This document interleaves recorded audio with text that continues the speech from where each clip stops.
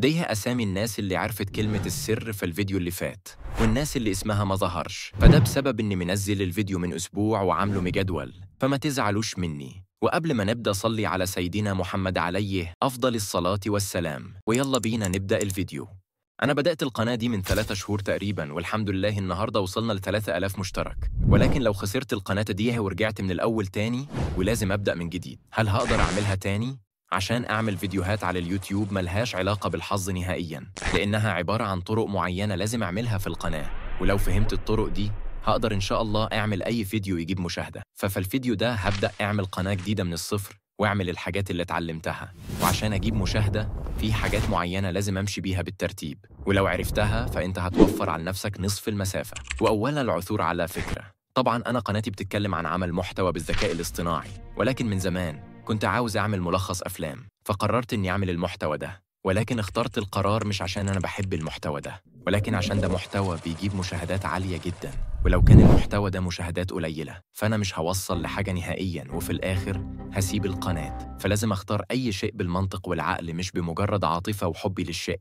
والمحتوى ده وجهين لعملة واحدة، لأن في قنوات بتعمل المحتوى ده ومش بتجيب ربح، وناس تانية بتعمل حرفياً آلاف الدولارات بسبب أسرار تحقيق الربح في المحتوى ده. فكمثال، القناة دي وصلت ل500,000 مشترك، وفيديوهات جابت مشاهدات عالية جداً، ولكن مش بتعمل فلوس بسبب شروط اليوتيوب، وكان مستحيل تحقيق الربح منها بسبب تقليد أصوات المشاهير. وعشان كده اخترت محتوى بيعمل ملايين المشاهدات وفي نفس الوقت بيحقق الربح، والناس متعرفش إن في برامج بتساعد الشخص إنه يعمل المحتوى بطريقة سريعة جداً. ودلوقتي إحنا لقينا الفكرة، والتاني شيء تحليل المحتوى. فدخلت على قنوات مشهورة جداً للمجال، وبدأت أشوف أولاً طريقة جذب المشاهد من الصورة المصغرة ومن عنوان الفيديو، وكنت سارح في الوقت ده إني أعمل ملايين المشاهدات، ولكن رجعت للواقع الصعب، لازم اجتهد. وكان أهم شيء في المجال ده طريقة المونتاج اللي تقدر تعمل محتوى بدون كوبي رايت. فدخلت بحثت عن الطريقة، ولقيت إن كل لقطة لازم تكون 3 ثواني أو أقل، ولازم أحط إفكتات كتير مع تغيير ألوان الإضاءة وعكس الفيديو. وأنا شفت ناس مشهورة بتعمل المحتوى ده، ومع ذلك أحياناً تخطئ وتاخد كوبي رايت،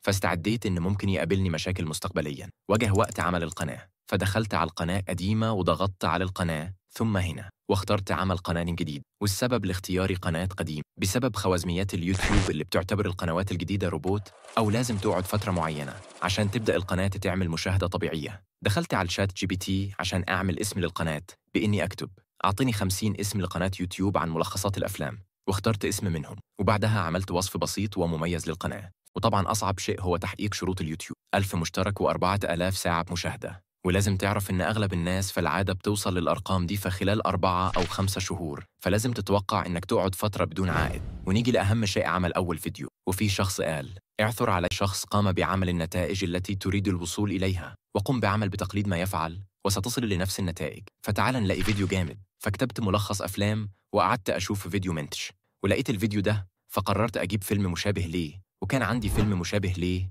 وكنت محمله قبل كده، وتقدر تحمل أي فيلم من مواقع الأفلام زي مثلا واي سينما وهكذا. ودلوقتي عمل السكريبت، وده شيء سهل. وعشان أعمل سكريبت الفيلم فخلال 5 دقائق دخلت جبت ملخص أجنبي للفيلم ونسخت رابط الفيديو ولصقت الرابط هنا، وخدت السكريبت كامل باللغة الإنجليزية، وعشان أحوله للعربي فدخلت على الترجمة جوجل، وبكده أكون عملت السكريبت. ونيجي للصوت، فدخلت على إليفن لابس واخترت صوت مميز، وأضفت السكريبت وعملت إخراج. وعشان أشيل الأجزاء الصامتة في الصوت دخلت على برنامج أوداسيتي وحطيت الصوت وضغطت هنا، وبعدها دخلت على إيفكت واخترت الخيار ده وعملت الإعدادات دي، وبكده أكون شلت الأجزاء الصامتة وأكون وفرت أكتر من ساعة. وبعدها دخلت على البرنامج كاب كوت، حطيت الصوت وبدأت أحط المشاهد حسب السكريبت مع مراعاة زمن كل مشهد بأن لا يزيد عن 3 ثواني، وبعد تقريباً أكتر من ساعتين أكون خلصت. وبعدها عملت تغيير لإضاءة ولون الفيلم، وممكن تعملها قبل تقسيم المشاهد. وأخيراً أكون عملت ملخص الفيلم، وبعدها بدأت أنشره. وأهم شيء بعدها هو الكلمات المفتاحية، فاستعملت الموقع ده وبدأت أخذ كل الكلمات المفتاحية الخاصة بالقنوات المشهورة بإني أخش على فيديوهاتهم وحطها عندي، وبكده أكون خلصت. واخترت صورة مصغرة من مشهد من الفيلم وأضفت كتابة على الصورة ونزلت الفيديو، وبعد يوم بالظبط الفيديو جاب 43 مشاهدة، فحسيت إن فيه مشكلة، على الرغم إن المفروض أصبر على الأقل 3 أيام عشان أشوف النتيجة، ولكن كنت حاسس إن الصورة المصغرة مش حلوة، فقررت أعمل صورة مصغرة شبيهة بالقنوات الخاصة بالأفلام. فدخلت على شات جي بي تي وكتبت بالإنجليزي: اعمل شرح بصري لصورة عن شاب داخل لعبة مع المجرمين لمدة 24 ساعة ويحاولوا قتله. وطبعا بعدها عمل الصورة، وقررت إنه يعملها أكتر من مرة لحد ما اخترت الصورة دي. وتاني حاجة، العنوان كان فيه مشكلة لأنه غير شبيه بعناوين فيديوهات لملخص أفلام مشهورة، فقررت أعدل العنوان وأعمله شبه عنوان فيديو مشهور، وبكده أكون صلحت المشكلة. وعشان أعمل اللوجو الخاص بالقناة دخلت تاني على شات جي بي تي وكتبت بالإنجليزي: قم بعمل شرح بصري للوجو خاص بقناة ملخص أفلام، وكن مبدعاً واجعل في الصورة شخصية غامضة وبين أيديها شريط أفلام وملتفة حول الشخصية. وعملت اللوجو ده، وبعد 3 أيام من نزول الفيديو وصل ل 189 مشاهدة، فكده اطمنت. وبعد أسبوع بالظبط الفيديو وصل ل1000 مشاهدة تقريباً، وبكده أكون الحمد لله نجحت. فالتحدي بغض النظر عن مدة مشاهدة الفيديو اللي كانت ضعيفة، ولو كانت أعلى من كده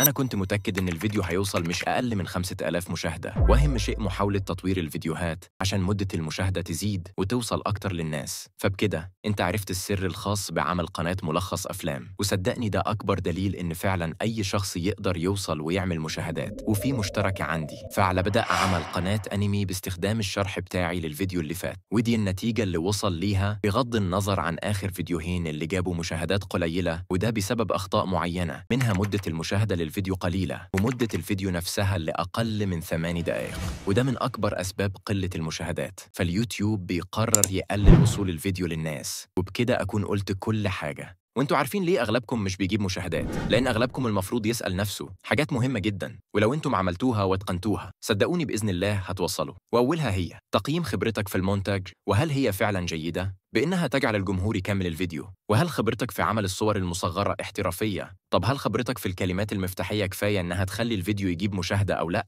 انت لازم تقعد مع نفسك وتفكر في الحاجات دي قبل ما تقول أنا ليه مش بجيب مشاهدة. وصدقني هتلاحظ اختلاف في عقليتك واختلاف في النتائج.